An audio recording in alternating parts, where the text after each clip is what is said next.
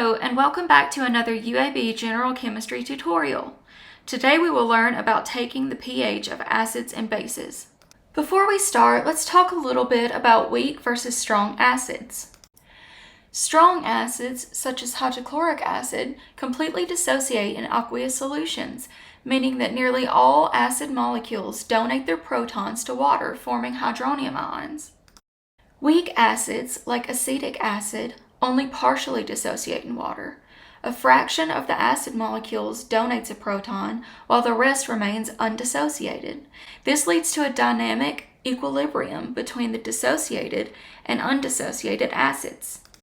The position of this equilibrium depends on the acid dissociation constant Ka, which quantifies the extent of the dissociation.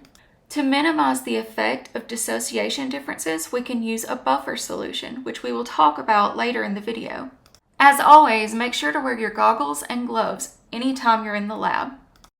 To begin, get a beaker of distilled water, the pH meter, the pH meter's wall plug, the pH probe, a squeeze bottle of distilled water, and several acid and base solutions, including 2 buffers. A buffer is a solution that can resist the pH change if an acid or base is added. It can neutralize small amounts of acids and bases and keeps the pH of the solution stable. It may be helpful to label your solutions before you begin measuring. And make sure to write everything in your notebook as you go.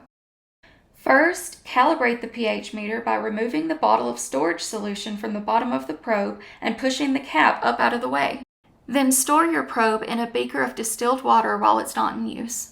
Now pick up your probe and rinse it off and blot it dry. You're going to want to do this before and after each time you use the probe.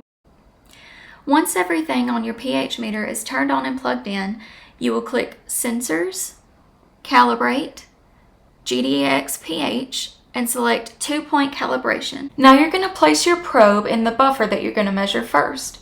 Then you'll type in the number of the pH of that buffer and hit Keep. Remove your probe, rinse and blot, and then repeat the process with your second buffer.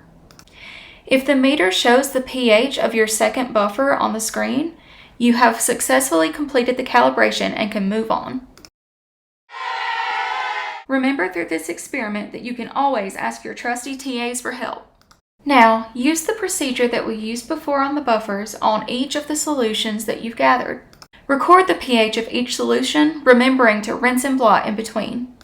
By the time you're finished, your notebook should look something like this. Now that we know what we're doing, with your team's help, finish all the solutions.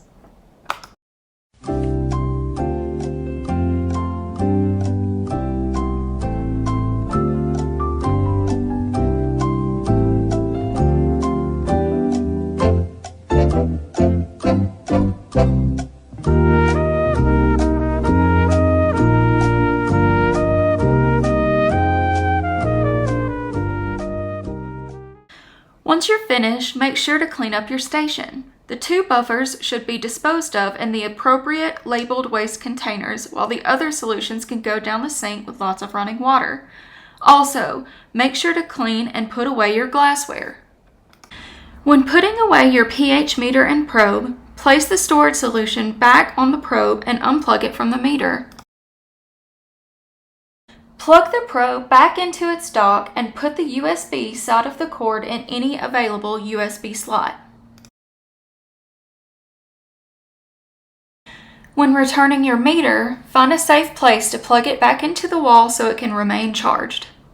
Wipe down your area and make sure that you haven't left any glassware or trash lying around. You are now prepared to move on to your next experiment. That's all for this week. See you next time!